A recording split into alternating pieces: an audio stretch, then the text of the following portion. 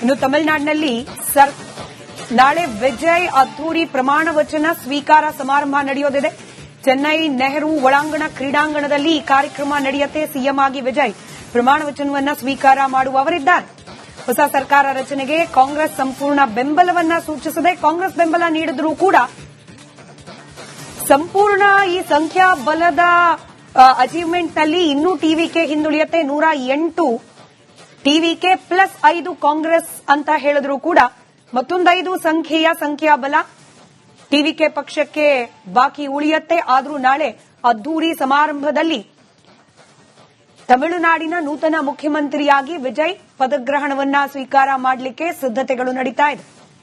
Details ನಮ್ಮ ಪ್ರತಿನಿಧಿ ಅಭಿಷೇಕ್ ನೀಡ್ತಾ ಇದ್ರು. ಅಭಿಷೇಕ್, ಈ ಪ್ರೊಸೀಜರ್ಗೆ ಸಂಖ್ಯಾಬಲ ತೋರಿಸಲೇಬೇಕು ಅನ್ನೋ ಕಂಪಲ್ಷನ್ ಇಲ್ಲ. ರಾಜ್ಯಪಾಲರು ಪ್ರಮಾಣ ವಚನವನ್ನ ಬೋಧಿಸಬಹುದು. ವಿಜಯ್ ಅವರು ಮುಖ್ಯಮಂತ್ರಿಯಾಗಿ ಅಧಿಕಾರವನ್ನ ಸ್ವೀಕಾರ ಮಾಡಬಹುದು. ಅದಕ್ಕೆ ಸಿದ್ದತೆಗಳು ನಡೀತಾ ಇದೆ.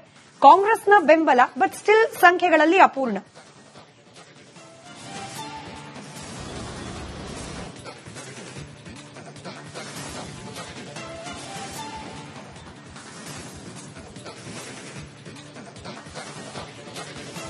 ಈ ಸಂಖ್ಯೆಗಳನ್ನ ಬ್ಯಾಲೆನ್ಸ್ ಮಾಡೋದಕ್ಕೆ ಈಗಾಗಲೇ ಟಿವಿಕೆ ಬಳಿ ಒಂದು ಚಾಯ್ಸ್ ಇರುವಂತದ್ದು. ಇಲ್ಲಿವರೆಗೂ ನಮಗಿದ್ದಂತ ಗೊಂದಲ ಕಾಂಗ್ರೆಸ್ ಜೊತೆಗೆ ಹೋಗ್ತಾರಾ, ಎಐಎಡಿಎಂಕೆ ಜೊತೆಗೆ ಹೋಗ್ತಾರಾ. ಆದ್ರೆ ಬಹಿರಂಗವಾಗಿ ಈಗ ಕಾಂಗ್ರೆಸ್ ಜೊತೆಗೆ ಹೋಗ್ತೀವಿ ಅಂತ ತಿಳಿಸಿರುವಂತದ್ದು ನಾವು ಇಲ್ಲಿ ಗಮನಿಸ್ತಾ ಇದ್ದೇವೆ. ಇನ್ನುಳಿದಿರುವಂತಹ 5 ಸೀಟ್ಗಳ ಪೈಕಿ ಡಿಎಂಕೆ ಜೊತೆ ಹೊಂದಾಣಿಕೆ ಮೈತ್ರಿ ಮಾಡಿಕೊಂಡಿದ್ದಂತ ಸಿಪಿಐ 2 ಸೀಟ್ಗಳನ್ನ ಗೆದ್ದಿದ್ರೆ, ಸಿಪಿಎಂ 2 ಸೀಟ್ಗಳನ್ನ ಗೆದ್ದಿದೆ, ವಿಸಿಕೆ ಕೂಡ 2 ಸೀಟ್ಗಳನ್ನ ಗೆದ್ದಿದೆ. ಅಲ್ಲಿಗೆ 6 ಸೀಟ್ಗಳು ಬೇಕಾಗಿರೋದು. 5 ಸೀಟು 6 ಸೀಟ್ಗಳು ಅಧಿಕವಾಗಿ ಈಗ ವಿಜಯ್ ರವರು ಅಲ್ಲಿನ ಕಣ್ಣು ಹಾಕಿದ್ದಾರೆ ಅಂತ ಹೇಳ್ಬೋದಾಗಿರುವಂತದ್ದು. ಡಿಎಂಕೆ ಜೊತೆ ಕೈ ಜೋಡಿಸಿದ್ರು ಕೂಡ ಪರವಾಗಿಲ್ಲ. ಈಗಾಗಲೇ ಕಾಂಗ್ರೆಸ್ ತೆಗೆದುಕೊಂಡಂತ ನಿರ್ಧಾರದ ವಿಚಾರವಾಗಿ ಡಿಎಂಕೆ ಅಪಸ್ವರವನ್ನ ಎತ್ತಿರುವಂತದ್ದು. ನಮ್ಮ ಜೊತೆ ಮೈತ್ರಿ ಮಾಡ್ಕೊಂಡಿದ್ರು, ನೋಡಿದ್ರೆ ಅವರಿಗೆ ಬೆಂಬಲವನ್ನ ಕೊಡ್ತಿದ್ದಾರೆ ಅಂತ. ಇದೇ ಕಾರಣದಿಂದ ಹೇಳೋದು, ರಾಜಕೀಯದಲ್ಲಿ ಯಾವಾಗ ಯಾವ ರೀತಿ ಬೇಕಾದರೂ ಬದಲಾವಣೆ ಆಗುತ್ತೆ. ಕೈಯಲ್ಲಿ ಪತ್ರ ಬರುವವರೆಗೂ ಬೆಂಬಲ ಬಂದಿದೆಯಾ ಇಲ್ವಾ ಅನ್ನೋ ಒಂದು ಲೆಕ್ಕಾಚಾರ ಯಾರಿಗೂ ಸಿಗೋದಿಲ್ಲ. ಈ ಕಾರಣದಿಂದಲೇ ರಾಜಕಾರಣ ಅಂತ ಹೇಳಲಾಗುತ್ತೆ ಅನ್ನೋದು ಹಿರಿಯ ರಾಜಕಾರಣಿಗಳ ಹಾಗೂ ರಾಜಕಾರಣದ ವಿಶ್ಲೇಷಕರ ಮಾತಾಗಿರುವಂತದ್ದು. ಈ ಸದ್ಯದ ಮಟ್ಟಿಗೆ 5 ಸೀಟು ಕಾಂಗ್ರೆಸ್ನಿಂದ ಬರುತ್ತೆ. ಪ್ರಾದೇಶಿಕ ಪಕ್ಷಗಳಲ್ಲಿ 3 ಪಕ್ಷಗಳು 2 ಸೀಟು 6 ಸೀಟು. ಅಲ್ಲಿಗೆ ಒಂದು ಕ್ಷೇತ್ರದಲ್ಲಿ ವಿಜಯರವರು ರಾಜೀನಾಮೆ ನೀಡಬೇಕಾದಂತ ಕ್ಷೇತ್ರದಲ್ಲೂ ಕೂಡ ಮೈನಸ್ ಮಾಡಿದ್ರು. ಇಲ್ಲಿ ಈಗ ಅಧಿಕವಾದಂತ ಅಥವಾ ಸಮವಾಗುವಂತ 1 ಸೀಟು ಈಗಾಗಲೇ ವಿಜಯರವರ ತೆಕ್ಕೆಗೆ ಬರುವಂತ ಸಾಧ್ಯತೆಗಳಿರುವಂತದ್ದು. ಆದ್ರೆ ಈ 3 ಪಕ್ಷಗಳಿಂದ ಏನು ಡಿಮಾಂಡ್ ಇಡ್ತಾರೆ ಅನ್ನೋದು ಮುಂದಿನ ಹಂತದಲ್ಲಿ ನೋಡಬೇಕಾಗುತ್ತೆ. ಆದ್ರೆ ಮೊದಲನೇದಾಗಿ ಪ್ರಮಾಣ ವಚನವನ್ನ ತೆಗೆದುಕೊಳ್ತಾರೆ. 2 ವಾರಗಳ ಸಮಯಾವಕಾಶವನ್ನ ಕೇಳಿದ್ದಾರೆ.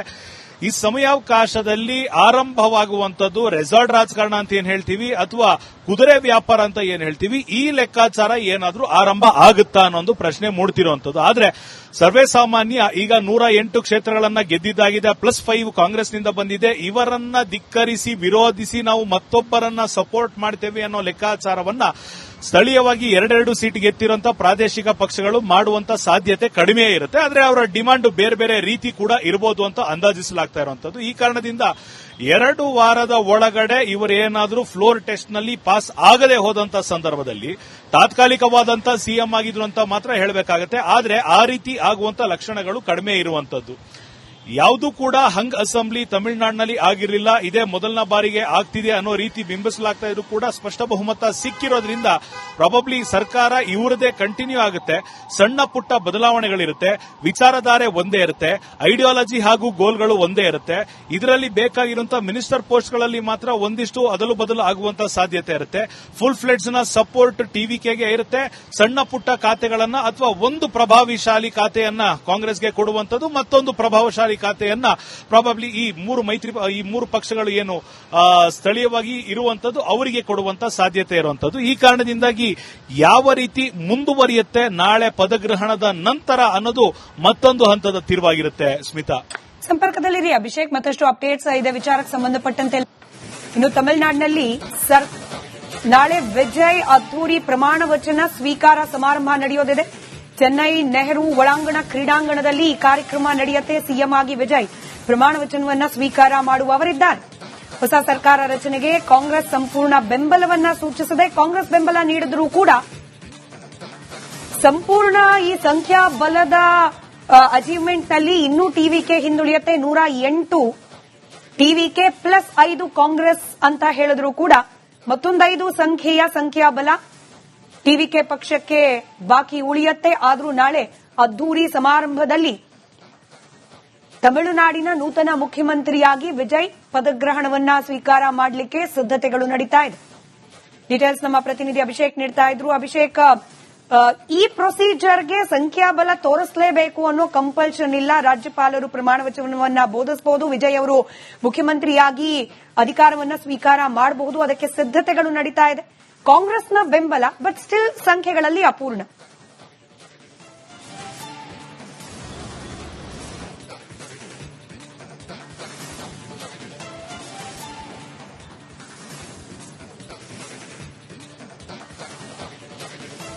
ಈ ಸಂಖ್ಯೆಗಳನ್ನ ಬ್ಯಾಲೆನ್ಸ್ ಮಾಡೋದಕ್ಕೆ ಈಗಾಗಲೇ ಟಿವಿಕೆ ಬಳಿ ಒಂದು ಚಾಯ್ಸ್ ಇರುವಂತದ್ದು. ಇಲ್ಲಿವರೆಗೂ ನಮಗಿದ್ದಂತ ಗೊಂದಲ ಕಾಂಗ್ರೆಸ್ ಜೊತೆಗೆ ಹೋಗ್ತಾರಾ, ಎಐಎಡಿಎಂಕೆ ಜೊತೆಗೆ ಹೋಗ್ತಾರಾ. ಆದ್ರೆ ಬಹಿರಂಗವಾಗಿ ಈಗ ಕಾಂಗ್ರೆಸ್ ಜೊತೆಗೆ ಹೋಗ್ತೀವಿ ಅಂತ ತಿಳಿಸಿರುವಂತದ್ದು ನಾವು ಇಲ್ಲಿ ಗಮನಿಸ್ತಾ ಇದ್ದೇವೆ. ಇನ್ನುಳಿದಿರುವಂತಹ 5 ಸೀಟ್ಗಳ ಪೈಕಿ ಡಿಎಂಕೆ ಜೊತೆ ಹೊಂದಾಣಿಕೆ ಮೈತ್ರಿ ಮಾಡಿಕೊಂಡಿದ್ದಂತ ಸಿಪಿಐ 2 ಸೀಟ್ಗಳನ್ನ ಗೆದ್ದಿದ್ರೆ, ಸಿಪಿಎಂ 2 ಸೀಟ್ಗಳನ್ನ ಗೆದ್ದಿದೆ, ವಿಸಿಕೆ ಕೂಡ 2 ಸೀಟ್ಗಳನ್ನ ಗೆದ್ದಿದೆ. ಅಲ್ಲಿಗೆ 6 ಸೀಟ್ಗಳು ಬೇಕಾಗಿರೋದು. 5 ಸೀಟು 6 ಸೀಟ್ಗಳು ಅಧಿಕವಾಗಿ ಈಗ ವಿಜಯ್ ರವರು ಅಲ್ಲಿನ ಕಣ್ಣು ಹಾಕಿದ್ದಾರೆ ಅಂತ ಹೇಳ್ಬೋದಾಗಿರುವಂತದ್ದು. ಡಿಎಂಕೆ ಜೊತೆ ಕೈ ಜೋಡಿಸಿದ್ರು ಕೂಡ ಪರವಾಗಿಲ್ಲ.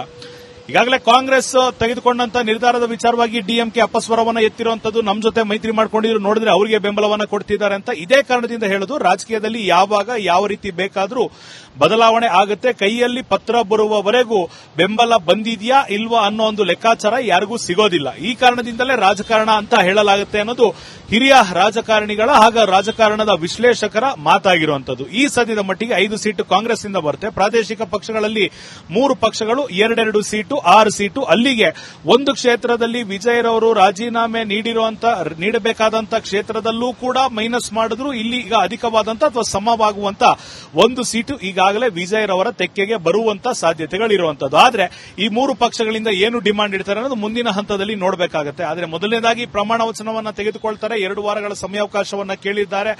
ಈ ಸಮಯಾವಕಾಶದಲ್ಲಿ ಆರಂಭವಾಗುವಂತದ್ದು ರೆಸಾರ್ಟ್ ರಾಜಕಾರಣ ಅಂತ ಏನ್ ಹೇಳ್ತೀವಿ ಅಥವಾ ಕುದುರೆ ವ್ಯಾಪಾರ ಅಂತ ಏನ್ ಹೇಳ್ತೀವಿ, ಈ ಲೆಕ್ಕಾಚಾರ ಏನಾದ್ರೂ ಆರಂಭ ಆಗುತ್ತಾ ಅನ್ನೋ ಒಂದು ಪ್ರಶ್ನೆ ಮೂಡ್ತಿರುವಂತದ್ದು. ಆದ್ರೆ ಸರ್ವೇ ಸಾಮಾನ್ಯ ಈಗ 108 ಕ್ಷೇತ್ರಗಳನ್ನ ಗೆದ್ದಿದ್ದಾಗಿದೆ, +5 ಕಾಂಗ್ರೆಸ್ನಿಂದ ಬಂದಿದೆ. ಇವರನ್ನ ಧಿಕ್ಕರಿಸಿ ವಿರೋಧಿಸಿ ನಾವು ಮತ್ತೊಬ್ಬರನ್ನ ಸಪೋರ್ಟ್ ಮಾಡ್ತೇವೆ ಅನ್ನೋ ಲೆಕ್ಕಾಚಾರವನ್ನ ಸ್ಥಳೀಯವಾಗಿ 2 ಸೀಟ್ ಗೆದ್ದಿರುವಂತಹ ಪ್ರಾದೇಶಿಕ ಪಕ್ಷಗಳು ಮಾಡುವಂತ ಸಾಧ್ಯತೆ ಕಡಿಮೆ ಇರುತ್ತೆ. ಆದ್ರೆ ಅವರ ಡಿಮಾಂಡ್ ಬೇರೆ ಬೇರೆ ರೀತಿ ಕೂಡ ಇರಬಹುದು ಅಂತ ಅಂದಾಜಿಸಲಾಗ್ತಾ ಇರುವಂತದ್ದು. ಈ ಕಾರಣದಿಂದ 2 ವಾರದ ಒಳಗಡೆ ಇವರೇನಾದ್ರೂ ಫ್ಲೋರ್ ಟೆಸ್ಟ್ ನಲ್ಲಿ ಪಾಸ್ ಆಗದೆ ಹೋದಂತ ಸಂದರ್ಭದಲ್ಲಿ ತಾತ್ಕಾಲಿಕವಾದಂತ ಸಿಎಂ ಆಗಿದ್ರು ಅಂತ ಮಾತ್ರ ಹೇಳಬೇಕಾಗುತ್ತೆ. ಆದ್ರೆ ಆ ರೀತಿ ಆಗುವಂತ ಲಕ್ಷಣಗಳು ಕಡಿಮೆ ಇರುವಂತದ್ದು. ಯಾವುದೂ ಕೂಡ ಹಂಗ್ ಅಸೆಂಬ್ಲಿ ತಮಿಳುನಾಡಿನಲ್ಲಿ ಆಗಿರಲಿಲ್ಲ, ಇದೇ ಮೊದಲನ ಬಾರಿಗೆ ಆಗ್ತಿದೆ ಅನ್ನೋ ರೀತಿ ಬಿಂಬಿಸಲಾಗ್ತಾ ಇದ್ರು ಕೂಡ ಸ್ಪಷ್ಟ ಬಹುಮತ ಸಿಕ್ಕಿರೋದ್ರಿಂದ ಪ್ರಾಬಬ್ಲಿ ಸರ್ಕಾರ ಇವರದೇ ಕಂಟಿನ್ಯೂ ಆಗುತ್ತೆ. ಸಣ್ಣ ಪುಟ್ಟ ಬದಲಾವಣೆಗಳಿರುತ್ತೆ, ವಿಚಾರಧಾರೆ ಒಂದೇ ಇರುತ್ತೆ, ಐಡಿಯಾಲಜಿ ಹಾಗೂ ಗೋಲ್ಗಳು ಒಂದೇ ಇರುತ್ತೆ. ಇದರಲ್ಲಿ ಬೇಕಾಗಿರುವಂತಹ ಮಿನಿಸ್ಟರ್ ಪೋಸ್ಟ್ಗಳಲ್ಲಿ ಮಾತ್ರ ಒಂದಿಷ್ಟು ಅದಲು ಬದಲು ಆಗುವಂತಹ ಸಾಧ್ಯತೆ ಇರುತ್ತೆ. ಫುಲ್ ಫ್ಲೆಡ್ಸ್ ನ ಸಪೋರ್ಟ್ ಟಿವಿಕೆಗೆ ಇರುತ್ತೆ.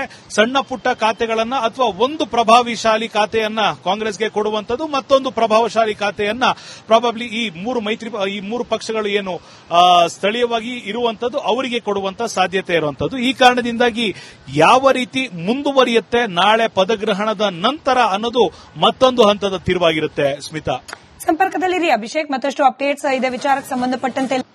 ಇನ್ನು ತಮಿಳುನಾಡಿನಲ್ಲಿ ನಾಳೆ ವಿಜಯ್ ಅದ್ದೂರಿ ಪ್ರಮಾಣ ವಚನ ಸ್ವೀಕಾರ ಸಮಾರಂಭ ನಡೆಯೋದಿದೆ. ಚೆನ್ನೈ ನೆಹರು ಒಳಾಂಗಣ ಕ್ರೀಡಾಂಗಣದಲ್ಲಿ ಈ ಕಾರ್ಯಕ್ರಮ ನಡೆಯುತ್ತೆ. ಸಿಎಂ ಆಗಿ ವಿಜಯ್ ಪ್ರಮಾಣ ವಚನವನ್ನ ಸ್ವೀಕಾರ ಮಾಡುವವರಿದ್ದಾರೆ.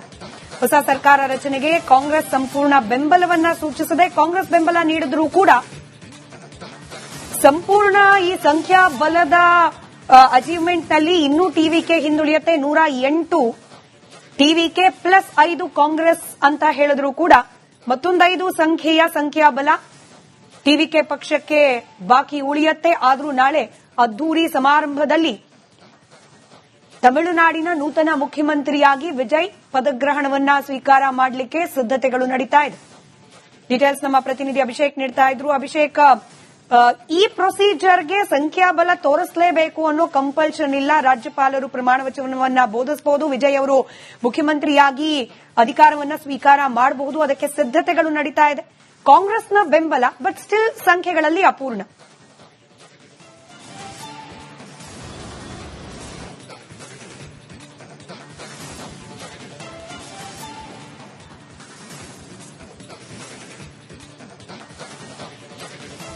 ಈ ಸಂಖ್ಯೆಗಳನ್ನ ಬ್ಯಾಲೆನ್ಸ್ ಮಾಡೋದಕ್ಕೆ ಈಗಾಗಲೇ ಟಿವಿಕೆ ಬಳಿ ಒಂದು ಚಾಯ್ಸ್ ಇರುವಂತದ್ದು. ಇಲ್ಲಿವರೆಗೂ ನಮಗಿದ್ದಂತ ಗೊಂದಲ ಕಾಂಗ್ರೆಸ್ ಜೊತೆಗೆ ಹೋಗ್ತಾರಾ ಎಐಎಡಿಎಂಕೆ ಜೊತೆಗೆ ಹೋಗ್ತಾರಾ, ಆದ್ರೆ ಬಹಿರಂಗವಾಗಿ ಈಗ ಕಾಂಗ್ರೆಸ್ ಜೊತೆಗೆ ಹೋಗ್ತೀವಿ ಅಂತ ತಿಳಿಸಿರುವಂತದ್ದು ನಾವು ಇಲ್ಲಿ ಗಮನಿಸ್ತಾ ಇದ್ದೇವೆ. ಇನ್ನುಳಿದಿರುವಂತಹ 5 ಸೀಟ್ಗಳ ಪೈಕಿ ಡಿಎಂಕೆ ಜೊತೆ ಹೊಂದಾಣಿಕೆ ಮೈತ್ರಿ ಮಾಡಿಕೊಂಡಿದ್ದಂತ ಸಿಪಿಐ 2 ಸೀಟ್ಗಳನ್ನ ಗೆದ್ದಿದ್ರೆ, ಸಿಪಿಎಂ 2 ಸೀಟ್ಗಳನ್ನ ಗೆದ್ದಿದೆ, ವಿಸಿಕೆ ಕೂಡ 2 ಸೀಟ್ಗಳನ್ನ ಗೆದ್ದಿದೆ. ಅಲ್ಲಿಗೆ 6 ಸೀಟ್ಗಳು ಬೇಕಾಗಿರೋದು, 5 ಸೀಟು 6 ಸೀಟ್ಗಳು ಅಧಿಕವಾಗಿ ಈಗ ವಿಜಯ್ ರವರು ಅಲ್ಲಿನ ಕಣ್ಣು ಹಾಕಿದ್ದಾರೆ ಅಂತ ಹೇಳ್ಬೋದಾಗಿರುವಂತದ್ದು. ಡಿಎಂಕೆ ಜೊತೆ ಕೈ ಜೋಡಿಸಿದ್ರು ಕೂಡ ಪರವಾಗಿಲ್ಲ.